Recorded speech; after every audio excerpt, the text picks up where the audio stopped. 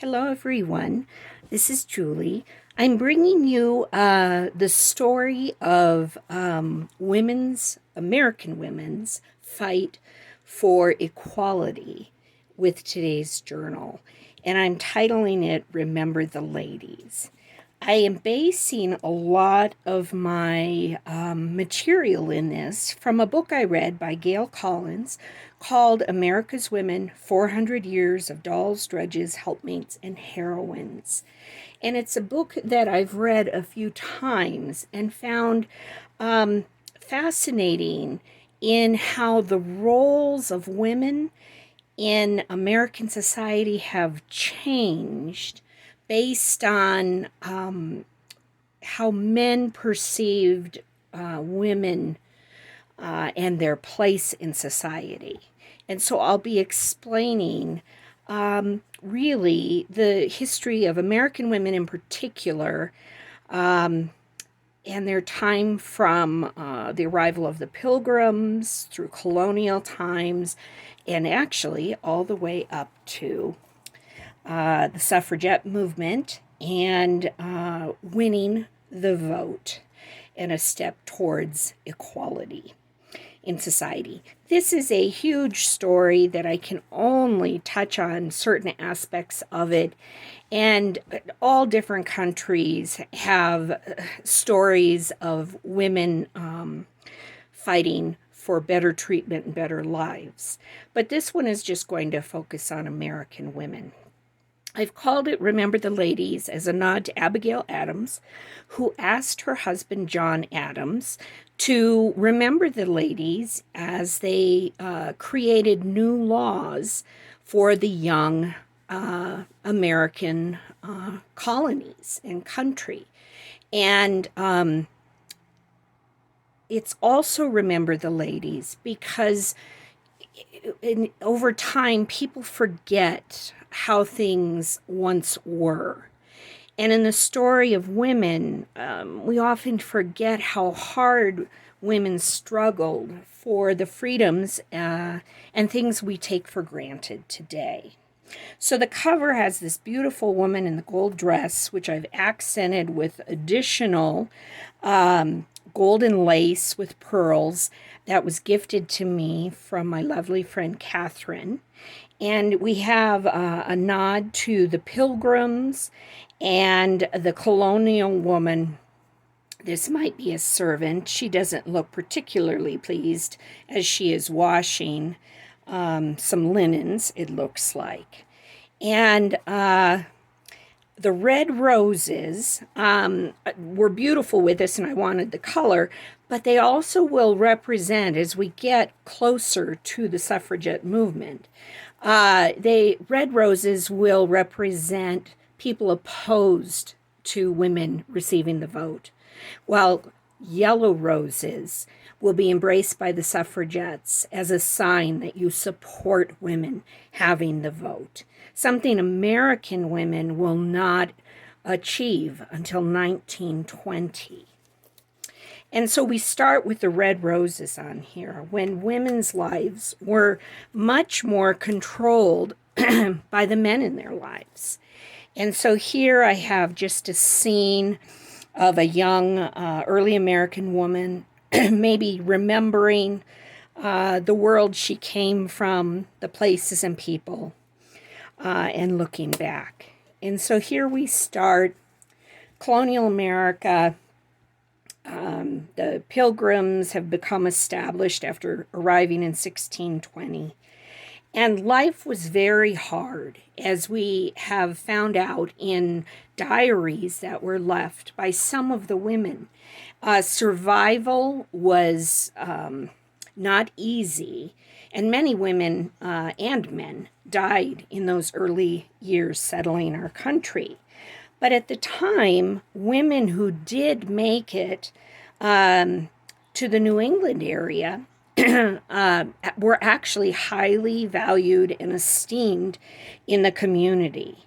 And the reason was that in this barter and trade community, any skills you brought to the community that would help with survival were valued. And women knew things that men didn't necessarily know. They knew how to churn churn butter, spin wool, weave that wool into cloth, and then sew it into clothing.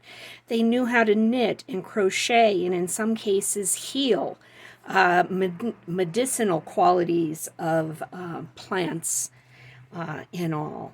And that wisdom helped them actually have an economic purpose in the community, because they could make and trade candles or soap or sausage or cheese or many other things.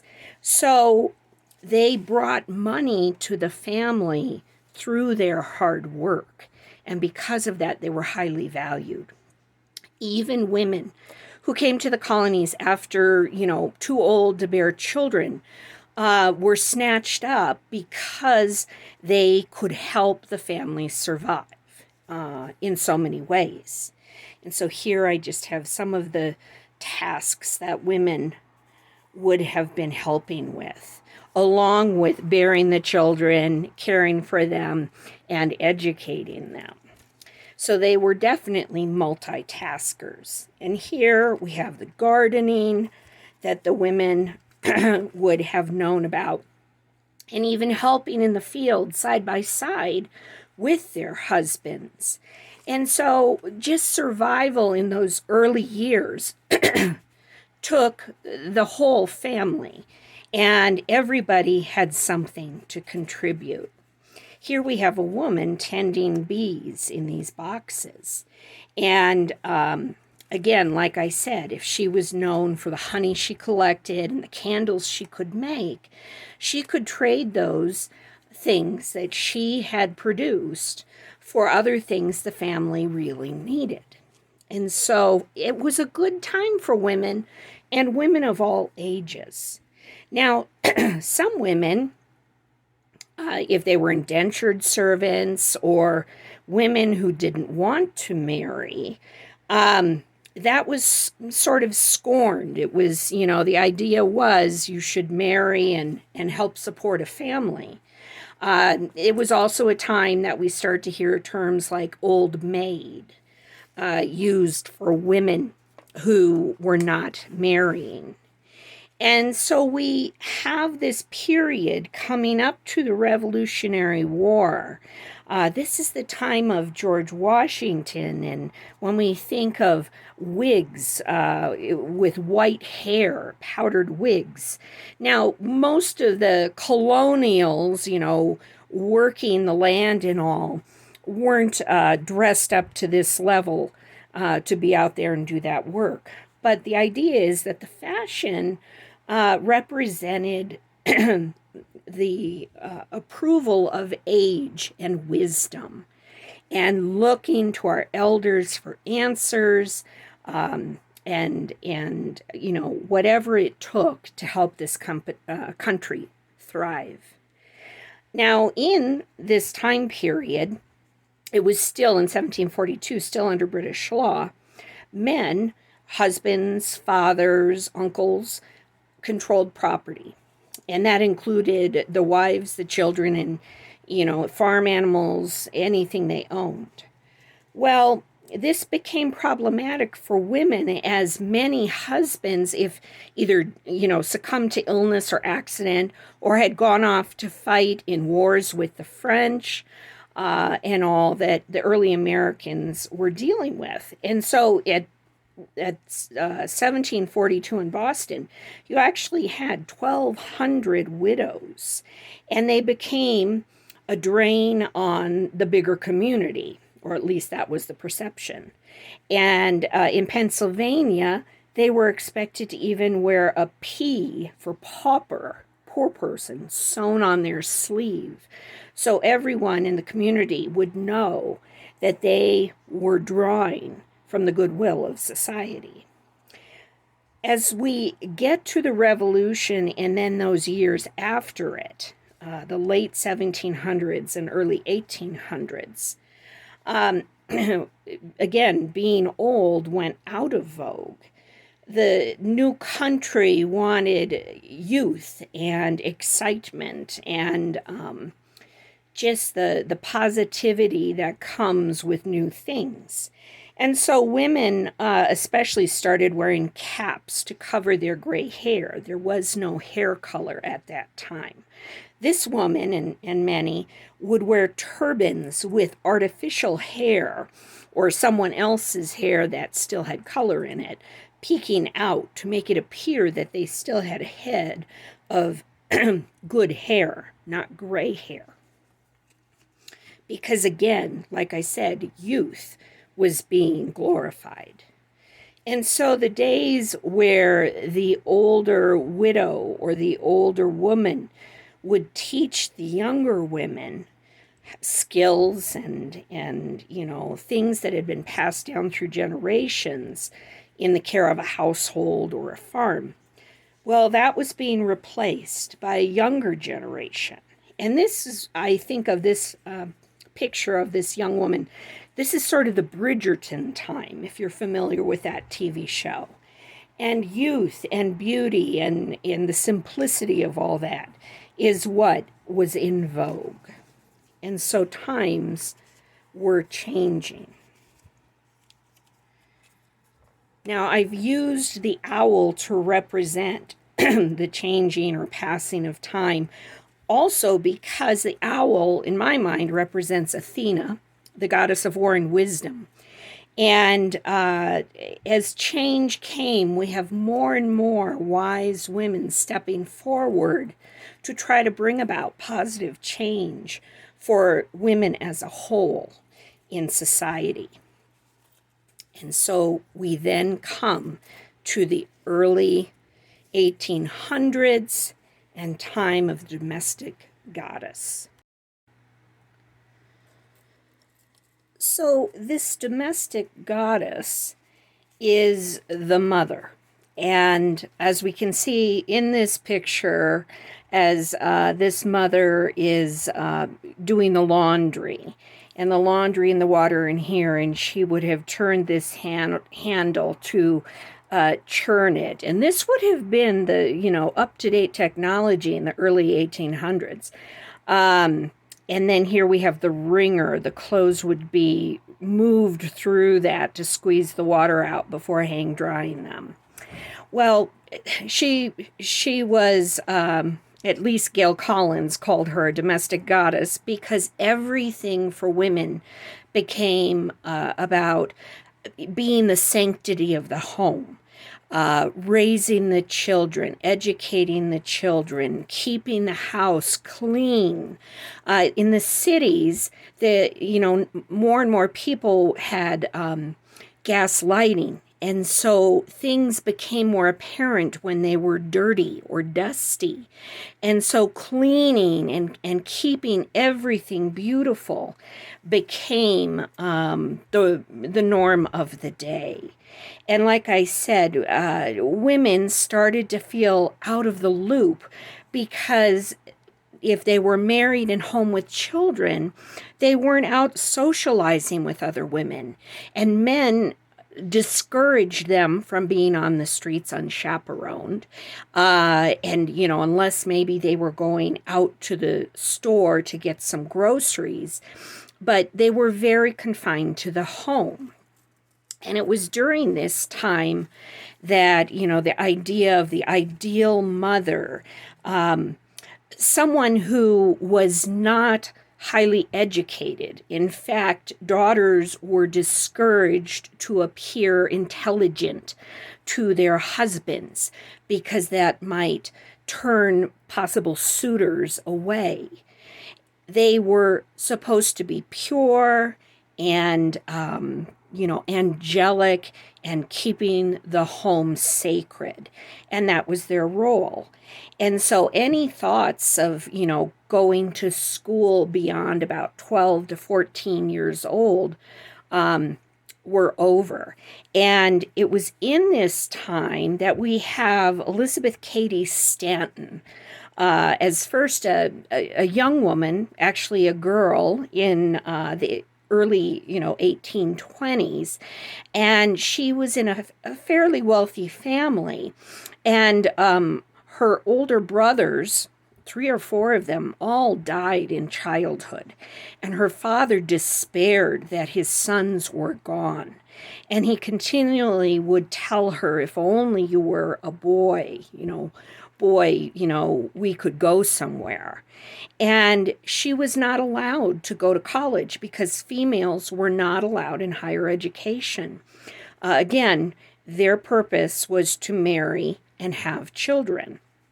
And she saw her father speak with women who came to him because he was a lawyer, who were in difficult situations where their husbands might have been abusive or neglectful, and legally they wanted help in the situation. But because the laws favored men who controlled all the property, and women and children were their property, women had no legal recourse. They literally could only leave with maybe the clothes on their back, but they could not take children with them. And so as Elizabeth Cady Stanton, Stanton being her married name, as she became a wife and mother, she was thinking more and more about the plight of these women. And in this day and age, again, like I said, the men controlled everything. Males were allowed to vote, own property, go to college, speak out publicly, and of course work, have a career. Females, young women were expected to marry, rear children, keep the house, and obey their husbands. And that was as good as it was going to get. And again, like I mentioned, spinsterhood or old maids were scorned. And there was a lot of public shame to a young woman who was not looking to get married. And so Elizabeth Cady Stanton even said, a woman who marries a poor man because she's, doesn't have economic status will just become a drudge, a servant. And a woman who does, marry well, a wealthy husband, will be a pet. But that will be the purpose of her life, is simply to be a pet, nothing, intellectually stimulating. She might have servants, but really no path forward for her own personal growth. And that really bothered her. Young girls were even lent out to other families to help at times bring in money, but also to learn the skills that they would need in order to be their own domestic goddess. And Elizabeth Cady Stanton didn't believe that should be the only way forward for American women. And so ideas started to sort of percolate in her mind. Her husband, Henry Stanton, had lost his job, and she was forced to move more into the country, out of the cities. And he had to travel to bring in money. And so she was essentially living the life of a single mother, taking care of the household. Around this time, she had about 4 boys already. She would bear 7 children, only 2 daughters in that, in the course of her lifetime. And she desperately missed, the loop, the excitement of at least being in the cities where things were happening and, possibly change could start. At the same time, you have the rise of the Industrial Revolution. Machines were doing everything. And here I've used my little man on the wheel again to illustrate just that churning of products and industry and store goods. And so this is when you have especially the idea of those older women with their skills totally pushed to the side. The lace maker, the woman who knew how to tat. Tatting is a type of lace making. Well, her knowledge and skills were not really important anymore because you had machines able to do this much quicker and to feed the masses of consumers who were going to the stores to buy those things. And so this is the time when the image of the old woman, the grandmother, being sent to the rocking chair in the corner starts to arise. And women in their 40s were considered old women because most women who were young were marrying between, say, 16 and 20. So you have that. You have, again, that rise of the store goods, and you might have people working in factories, and in some cases you even had like immigrant families especially bringing in what was called piecework, where they would do simple sewing and stitching piece by piece for a little bit of money. Sometimes the whole family of children and the mother were doing this 12, 16 hours a day in a tiny tenement building. And if you had money and were at the height of style, maybe you were the pet or the daughter of a wealthy father, fashion became in vogue. And this is an actual advertisement for a corset. And it was called the harness electric corsets. I think the word harness says it all. For an elegant figure and good health. Suddenly, in the mid-1800s, things like corsets were an aid to your healthy body. And here it says here that chest is aided in its healthy development by wearing these corsets. And I'm not sure exactly where the electric part comes in, but it doesn't sound like anything any of us would want to wear today. Here she's got a fan that says that these harnesses cure weak backs. And so we see the rise of medical health being put forward with the local propaganda, and especially directed at women. Women who could afford it could go shopping and printing. The printing press was putting out advertisements and magazines. Think of Godey's Ladies book that were showing them what to wear, why to wear it, and where to buy it. And this was also a time when you have the rise of doctors. No more midwives. I mean, there were a few out there, but they were being pushed out by doctors in the cities. Now, consider that a doctor in America at that time did not necessarily need to go to the big universities in Europe, which were, highly esteemed.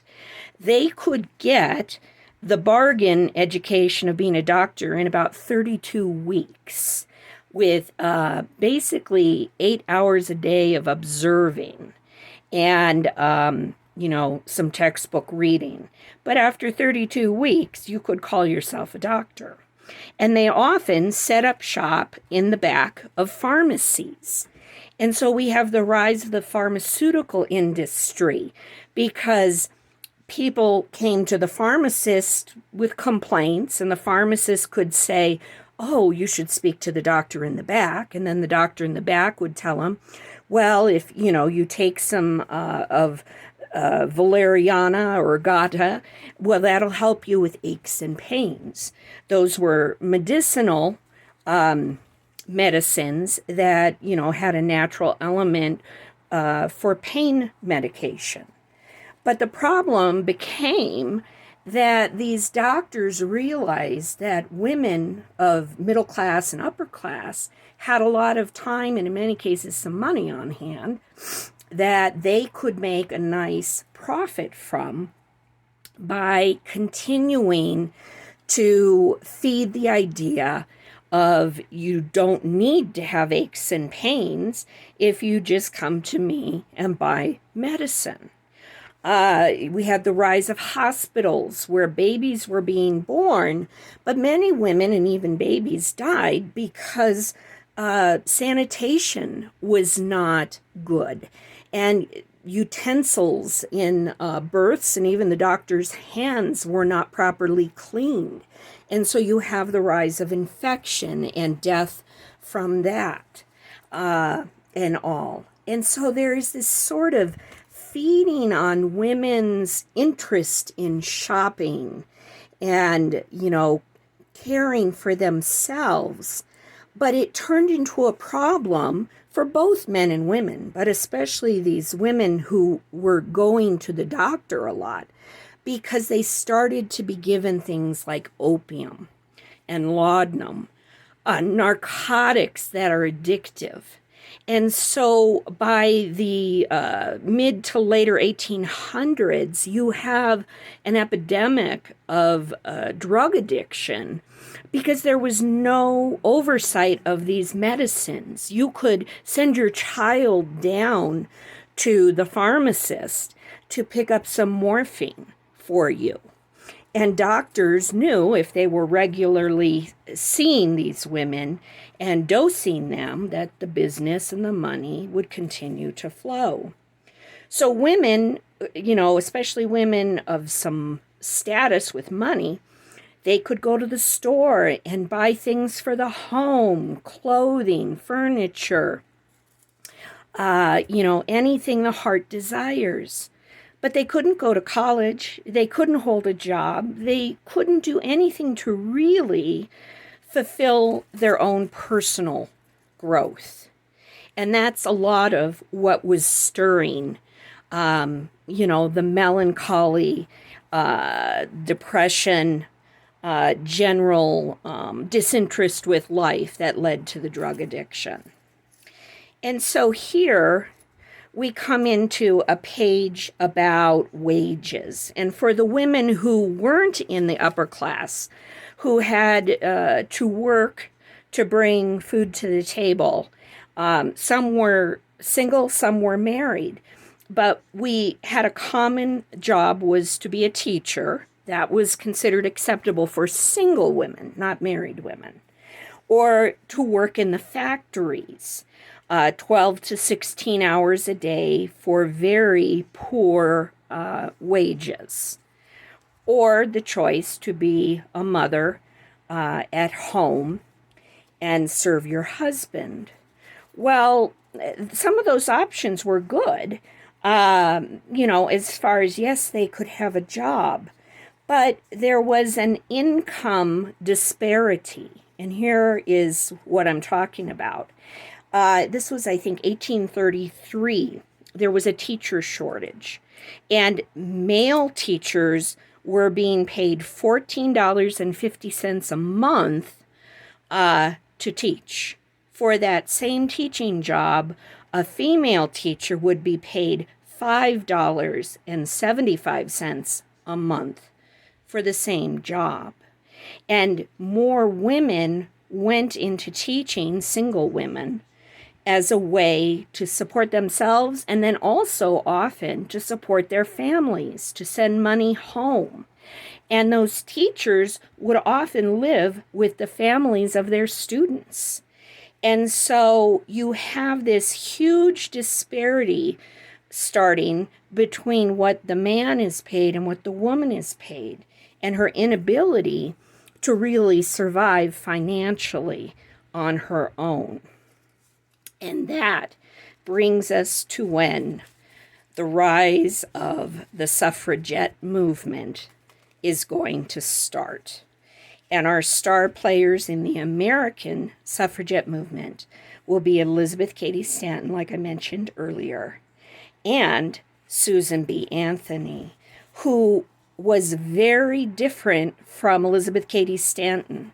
She was raised a Quaker. She remained a single woman, a spinster by choice. She had marriage proposals, but chose to be a single woman because she wanted to teach and she liked her economic freedom.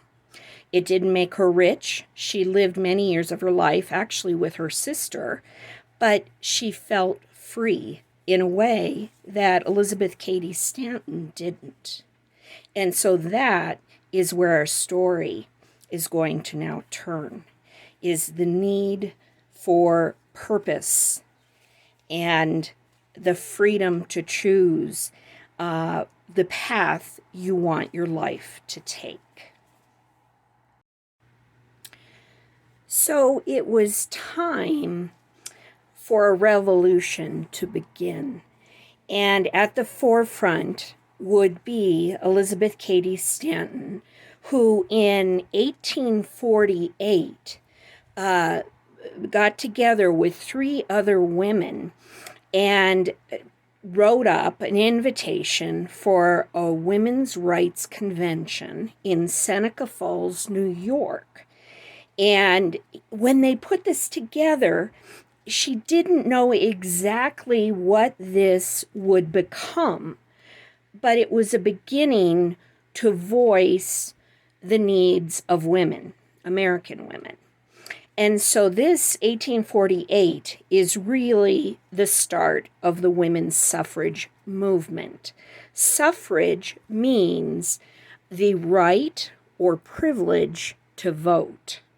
And so we call it the suffragette movement. Suffragettes were the women fighting to gain the vote for women in America. And like I mentioned earlier, this was something happening all over the world. Especially the American suffragettes learned a lot from the British suffragettes. When this convention happened, they actually had 300 people, and some men included in that, who showed up. And it took off from that. And at the time, Elizabeth Cady Stanton did not even know Susan B. Anthony. They would meet in the near future at an abolitionist meeting, because Susan B. Anthony had taught for 10 years and was looking for something kind of in the reform movement to, make life better for others. And so she had joined the abolitionists, people like Emerson, Frederick Douglass, Thoreau, and other great thinkers of the day who were in the fight to end slavery. But along with this, there was a rise in the idea of women's rights and the idea that girls should be educated beyond those early years and have choices and a future that they could control their own destiny. And here we have another spinning wheel of baking, cleaning, laundry, and such. And that was, like I said, something Elizabeth Cady Stanton knew a lot about, living almost like a single mother. The thing that worked with these 2 women, physically very different looking people, a married woman who would eventually have 7 children, a spinster who chose that path. What worked is that Stanton wrote the speeches, planned things, organized, but sent Susan B. Anthony out on the trains to different towns and states throughout the country to spread the word. And this is a relationship these 2 women would have for the next 52 years. And so they went from being fairly young women all the way up into their 80s, fighting for women's right to vote. Now, there were 12 resolutions that Elizabeth Cady Stanton had written about at that early convention in Seneca Falls. And these were the basis for the suffrage movement. And of the 12, the ones I'm going to emphasize here were, yes, for women to get the right to vote, but it also included women being able to own their own property, not just their husbands' having all financial control. Also, for women to have the right of legal support and protection in cases of marriage that had become abusive or neglectful, or in cases of divorce as well. And also the opportunity for better employment and better wages, as well as higher education. I didn't put education on there, but being able to go to college was another one of the big goals with the suffrage movement. So when this initially started between these two in the early 1850s, Elizabeth Cady Stanton was at home with her 7 children, but she was making time to write speeches and articles and in contact with Susan B. Anthony, who was out on the trains delivering the word to other women. And their ideas were to organize, to agitate communities if necessary to make them pay attention, and to educate them in the idea of women's rights and equality. And so we have Susan B. Anthony literally crossing the country for the next number of decades, gaining support for votes for women and having other suffragettes come on board. Now, the press loved to go after Susan B. Anthony a lot, especially. They made fun of her appearance. One article said she looked like she had just stepped off Noah's Ark. The fact that she was educated and intelligent, that was mocked because, again, the ideals of the day were that, a silly-minded girl was much more attractive than an educated, forceful woman. But regardless of that, even when eggs were thrown at her, words, horrible names were yelled at her as she worked her way through towns, she continued the fight. And Elizabeth Cady Stanton was behind the scenes of it, working her own magic from home.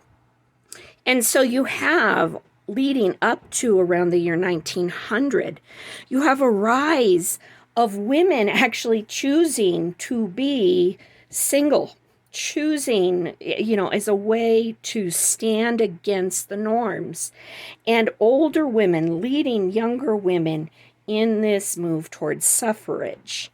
Men and the press, which, the papers were being written and produced by men, they played it up that women were going to have their husbands at home doing the laundry, which I think most of us today would say, what's the problem? But that was a threat, and so they played it up. They said that women would lose their femininity. They'd no longer be attractive if they could vote and be educated. And so they came up with all different kinds of strategies to try to derail this really movement, this war for freedom and the right to vote. Now, something that helped over time was also happening around the world was the development of the bicycle. And I've mentioned this in other journals, that bicycles freed women up to travel without a chaperone, to go far distances, and get out and experience life and the world. And also during this rising time of female independence, women's clubs developed. And again, we went back to women talking to other women and supporting them and their goals in achieving, personal dreams. And behind it, we have, again, these two matriarchs, Elizabeth Cady Stanton and Susan B. Anthony.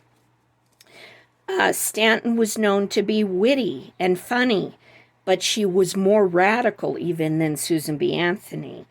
And in fact, in one story, once her children were grown in the later 1800s, she started to travel the trains too and get the word out. And they'd be going to, 6 weeks of travel, 32 different speeches in different towns, exhausting work.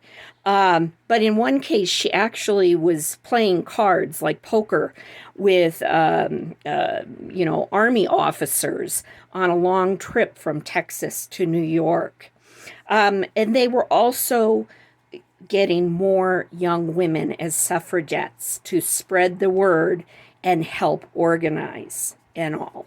And they knew that they had to do this if this was ever going to come to fruition. But sadly, for both of them, Elizabeth Cady Stanton, she would die in 1902 at the age of, I want to say 86. Or no, 87 maybe, without having seen women get the vote. And Susan B. Anthony would, did I say 1906? She would die in 1902, I'm sorry. And Susan B. Anthony would die in 1906, in her mid-80s as well. But they had sowed winter wheat. And sowing winter wheat was in Elizabeth Cady Stanton's final speech. And winter wheat is a particular type of wheat that can withstand the cold, dormant time of winter and survive to flourish in the spring after the months of hunger when people need it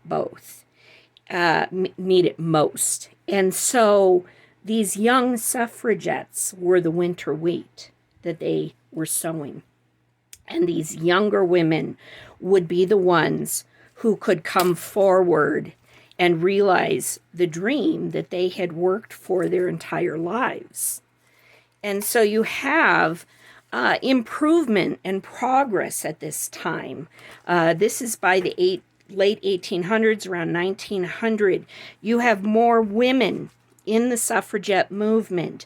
You have women like Fanny Bullock Workman, who I do believe was a woman of a fair amount of wealth, but she actually was a mountaineer, and she would go with groups. She's in this group, in this picture, at Mount Rainier National Park. And here's a photo of her at the summit, and it says "Votes for Women." And so you have women of all ages who are following in their footsteps. Before she died, Susan B. Anthony had recruited many young women, and she called them her nieces, even though they weren't actually her nieces, but they would carry the torch on. And so, like I said, Susan B. Anthony would die in 1906, never having seen women achieve that. The vote. And a quote of hers that's famous is that independence is happiness. And so the final battles that both Elizabeth Cady Stanton and Susan B. Anthony saw coming their way in those last years was the temperance movement. Temperance means to temper your drinking, to slow it down, to not consume. The temperance movement was led by women who were tired of their working class husbands going to saloons, spending the paycheck, and the children and the wife going hungry at home. And many women over the years were not as interested in getting the vote. They wanted temperance. They wanted the saloons closed down, the alcohol thrown out. And that was one of the big reasons men resisted women getting a vote, because they knew they would start to make changes in men's lives. A big contributor to the anti-suffrage movement was the liquor industry, because they saw the suffragettes as a problem for business. Now, here's an advertisement that was put out by the suffragettes. It says, "What is home without a father?" Because so many men, right after work, would go hang out in the saloons. And so, again, that feeling of being a single mother. But then the anti suffragette movement put this out: "I want to vote, but my wife won't let me." And notice that he's the one doing the laundry and watching the children and wearing the apron. And it says, "Everybody works but mother. She's a suffragette." So this was an advertisement put out that was against women getting the vote. But the fight continued and became very ugly in, around the, say, 1913, 1915 time period, with women going on hunger strikes, being beaten and dragged in the streets for promoting the vote, jailed, force-fed in the jails with hoses to get food in them. And this is Alice Paul, who was one of those younger suffragettes, a brilliant woman who, by this time, colleges were accepting more women, and she received 3 law degrees. This isn't her, but I just put it in as a sign of the times, connecting, organizing, reaching out. And you have the suffragettes, and like I said, this was worldwide even, but here in America, they were an army. And in fact, in the March on Washington, D.C., in 1913, 8,000 suffragettes showed up to march. And they wore white because men wore black suits, and they wanted the bulk of them to be an army of white for purity, sanctity of the home, but also, again, the brightness of possibility. And it was a visual contrast that they could use in this fight against men. And so here we have, even here, give mother the vote. Our food, our health, our play, our homes, our schools, our work are all regulated by men's votes. Think it over and give mother the vote. And on the back, this one was from that time, "Suffragettes on the warpath. He is only a mere man." So things had become violent and quite ugly. And finally here is the last page of suffragettes, and I put this because you have all these men up here, unhappy about this group of suffragettes when they achieve the vote through the ratification of the 19th Amendment to the United States Constitution, in which women were given the vote. And I ended it with this particular ad that said, "Is a woman a person? The law says yes when she has to pay taxes, but the law says no when she asks to vote, how her money shall be spent. Is this fair?" And I mean, this was at the heart of the suffrage campaign and striving for that personal freedom. So here you have the yellow roses, and at the time these votes were being taken in Congress, men were wearing the red ribbons. It was the suffragettes wearing yellow, because yellow was identifying who supported their movement. It was not a big win. It was a very narrow win. And unfortunately for women in the United States, it came much later than some of the other countries, like Great Britain, Canada, Germany, the Soviet Union, Australia, and others, who their women had gained the vote even sooner.